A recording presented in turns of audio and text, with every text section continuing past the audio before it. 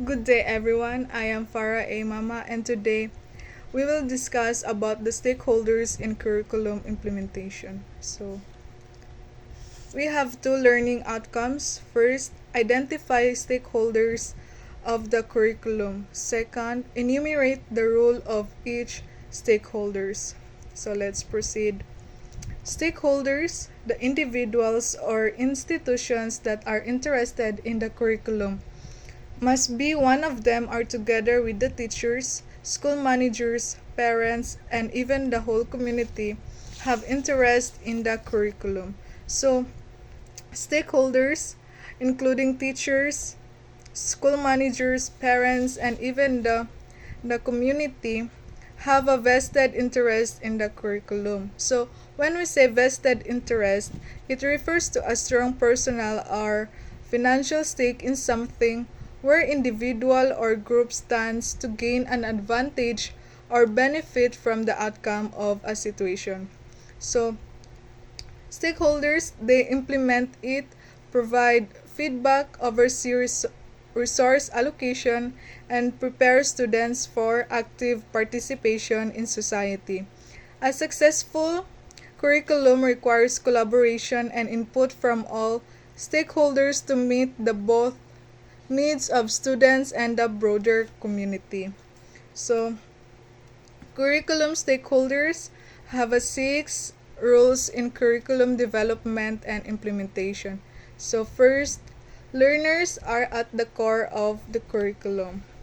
Learners have more dynamics participation from the planning, designing, implementing, and evaluating. However, the degree of their involvement is depend on their maturity. Whether learners are in elementary or college level, they can make and break curriculum implementation by their active or non-involvement. So, learners are at the core of curriculum emphasizes a learner-centered approach to curriculum design and implementation. It encourages actively involvement and evaluation. The degree of learner invol- involvement is depend on their maturity and developmental level. With younger learner, they have a limited involvement while in college level they playing a significant role. So the student engagement is crucial for successful curriculum implementation. So, example, I never realized that as a student, I have a participation in curriculum development. It is true that as students, our learning is basis of the success or failure of the curriculum. For example, if all of us pass the board examination, it means that the teacher education curriculum is a successful success. So the author emphasizes that student learning is the ultimate measures of the curriculum's success or failure. So, for example, in board examination, a high rate is indicates of successful curriculum, while a low rate it indicates a shortcomings or failure. So next, teachers are curricularists. Teachers are stakeholders who plan, design, teach, implement, and evaluate the curriculum. The most important person in curriculum implementation is the teacher. Teachers should have full knowledge of the program philosophy, content, and components of curriculum and ways of teaching. So, teachers are curricularists actively involved in curriculum development and implementation. They contribute to planning, design, teach, and evaluate the curriculum. They have a completely understanding in of programs philosophy, content, and teaching methods. So the teachers are the primarily implementers of the curriculum, providing feedback for future revisions, Their expertise, actively involvement, and deep understanding of the curriculum's goals and design are crucial for successful implementation. Good day, everyone. Good day, ma'am. I am Pahima Uga, and this is the continuation of report ni Farah. So that the topic that assigned me is some rules that the teachers do in curriculum implementation are: number 1, guiding, facilitating, and direct the activities of the learners. So, these teachers guide, support, and direct student activities within the curriculum. So, example, in a science class. So, ang teacher ga-guide sa student through a hands-on experiment na ma-ensure nila nga they follow safety procedures and understand the concept being explored. Number 2, choosing the activities and the methods to be utilized. So si teacher select appropriate learning activities and teaching methods based on needs and learning activities. So si teacher choose ang group projects for collaboration learning or individual assignment for focus skill development. Number 3, choosing the materials that are necessary for the activity. So, si teacher identify and acquire the resources needed for effective teaching. So, example, si Sir Serbo. So, si Sir Serbo, historian teacher namon. So, ga-choose ang primary source document or ga-send ang videos or interactive simulation para ma-enhance ang aton nga learning. Number 4, evaluating the whole implementation process and so assess how well the curriculum is working and identify areas for improvement. So maaring i-survey ng teacher ang mga test scores sang estudyante o observe classroom interaction or humingi ng feedback sa mga student kung effectiveness of their teaching methods. Number 5, making a decision whether continue, modify, or terminate the curriculum. So, si teacher contribute the decision about whether a curriculum should continue as is, be modified, or replaced. So, example na doon, ibalik naman ta sa science curriculum. So, if ang science curriculum isn't engaging students, the teachers might suggest incorporating more hands-on activities or real-world applications. Example, I believe my teachers know very well our curriculum. So ibig sabihin, alam ng teacher ang dapat nga ituro. She knows what to teach and how to teach it well. I do not miss my class every day because she guides us in our lesson activities. So, ang student doesn't mean class every day because ginagabayan sila ng ilang teacher sa gawain sa klase. The teacher's guidance helps the students' learnings well. So, without a teacher, I am not sure if we can learn more than what we are achieving. No? So, kung wala ang teacher, the student isn't sure if they can learn more than what they are currently achieving. Number 3, school leaders are curriculum managers. So, principals and school heads have important roles in curriculum implementation process in school. They should understand fully the need for should be ready to assist the teachers and the student in the implementation.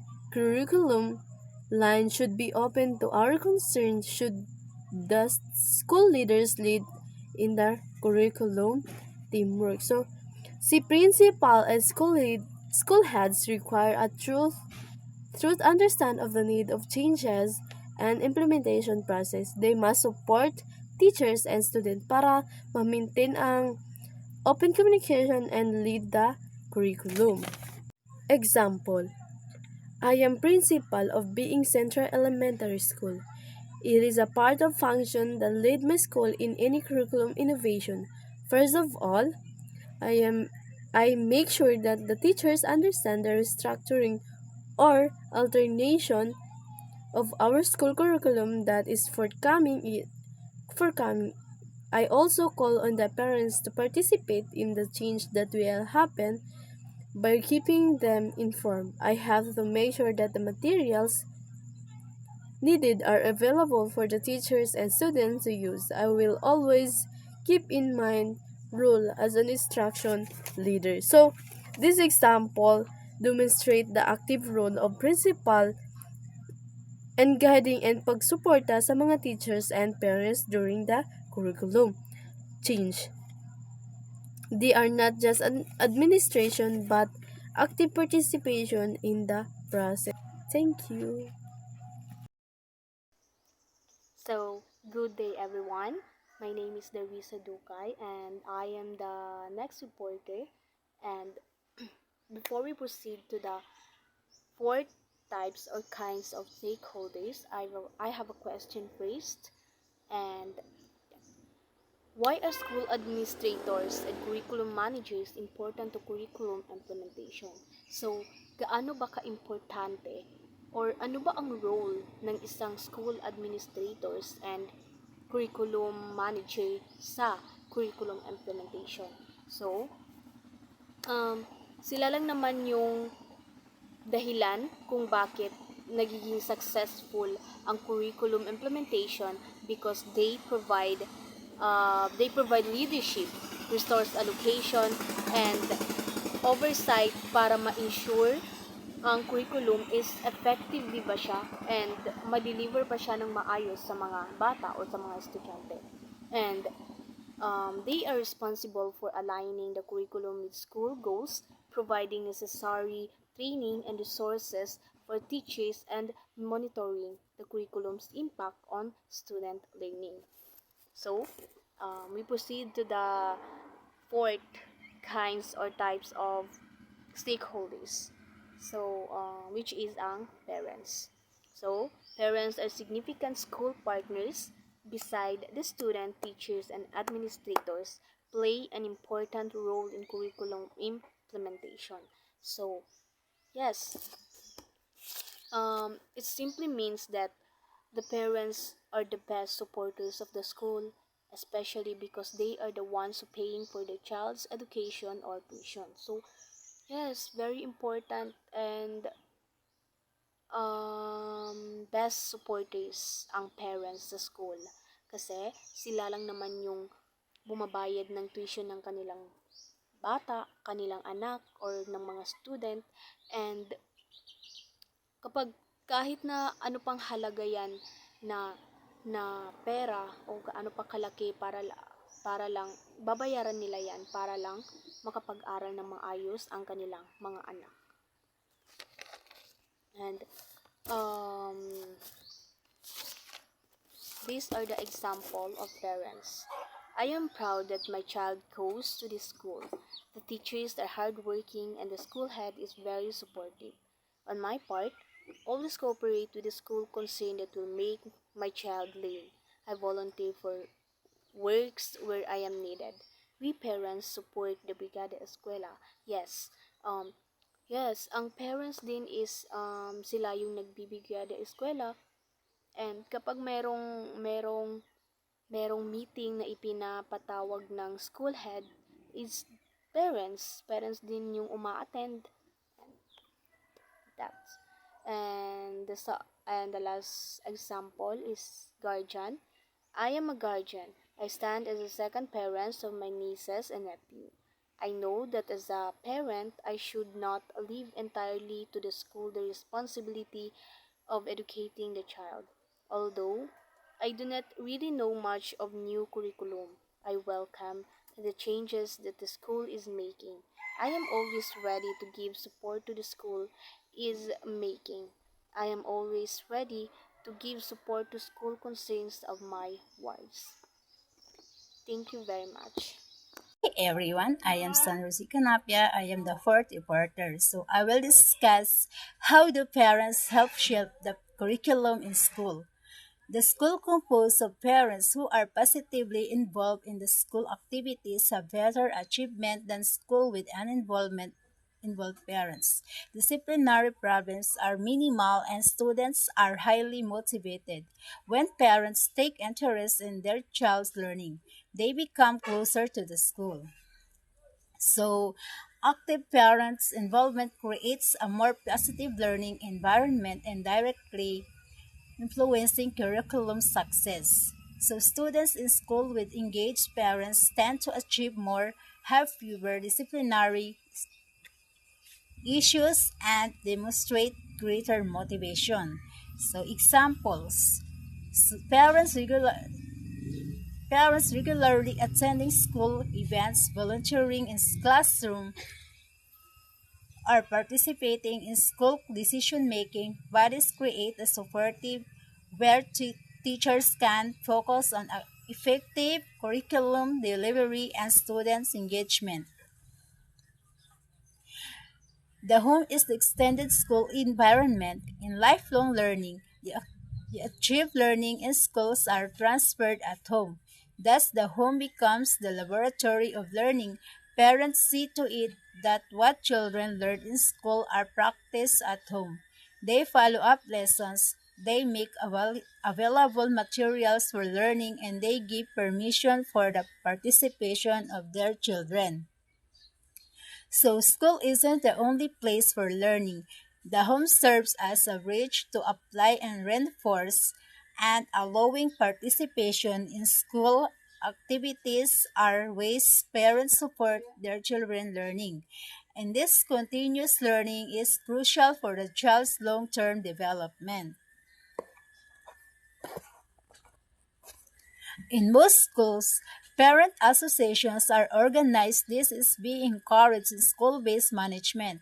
In some cases, this organization also includes teachers to expand the school learning community. Many school projects and activities are supported by this organization. This is considered as the best practice in most performing schools. So, parent teachers associations (PTAs) are vital for successful schools. They encourage collaboration between parents and teachers, expanding the school's learning community and supporting various school projects and activities. So, example, a PTA might organize fundraising events to buy new library books, volunteer to assist with classroom activities, or advocates for school improvements based on parents' insight and needs.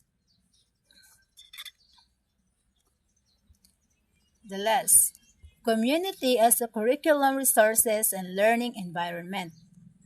So it takes the whole village to educate the child. An African proverb mentioned by former U.S. First Lady Hillary Clinton. So, according to former U.S. First Lady Hillary Clinton, it takes the whole village to educate the child. Hindi lamang sa paaralan na ating tahanan o pamayanan, but them of this community we can learn also and grow. So, the community helps in education. The community helps in educating children. Everyone in the community, like leaders, elder, and residents, plays a part in helping children learn. Learning doesn't happen in school but also in the community around them. So, examples. In a barangay, parents and neighbors help clean and plant trees around the school. They also join school activities and support work together to help. Good morning, everyone. I am Yasser Pigkaulan. I am the last reporter of this group. Other stakeholders in curriculum implementation and development. First, government agencies, DepEd, TESDA, CHED. trifocalized agencies that have regulatory and mandatory authorities over the implementation of the curricula. So these are the government bodies with direct influence in education. DepEd, responsible for overall curriculum design, implementation, and monitoring. TESDA, they focus on vocational training aspect of curriculum. And CHED, responsible for higher education institution and post-secondary. Professional Regulation Commission and Civil Service Commission, the agencies that certifies and issues teachers license to qualify one to teach and affirms and confirms the appointment of teachers in the public schools. PRC, this agency is responsible for certifying and issuing teachers license. CSC, they manage the employment and related issues of government. Local government units include the municipal government officials and the barangay officials. They construct the school buildings, provide equipment, support the professional development teachers, and provide school supplies and books. They are the big supporters in the implementation of a school curriculum. So local government units are one of the big supporters in the implementation of a school curriculum. Why? Because they are construct the school buildings, they provide equipment, and also they support also the professional development of the teachers, and they provide school supplies and books. 1.2 non-government agencies and professional organization.